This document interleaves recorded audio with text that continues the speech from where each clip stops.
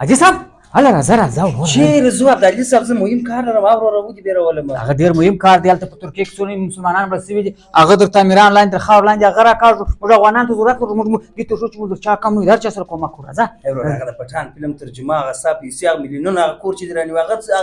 ګرس پاتې پټان افغان پنجابی ټول په دا ځای کې زه روم دلته زموږ ترکیه ونه هغه په غټ مشکل کې دي هغه د خاورو لاندې پیسې راکوي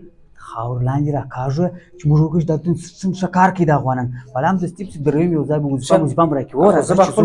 بټوله واخلې بټوله واخله راځه چیرې دي بټوله دغه هم ګوټې ته بیا راغلی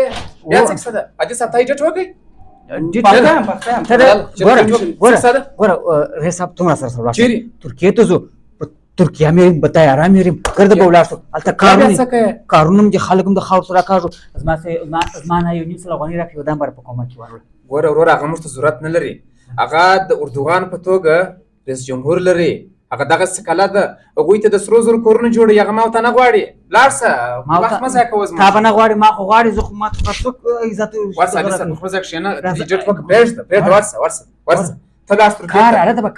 کار چیرې دی په ترکیې کار نسته ترکان خپل کار ته مجبور دي هغه موږ ته احتیاج مجبور نه دي خپل اوس په کار پسې ګرځي نو دغه دی په ترکیې کې کار نسته دلې ماته یو کار نسته موږ له ټان د کار نه ورکوو ځه کار په دا مه راپرېږده دا څه ده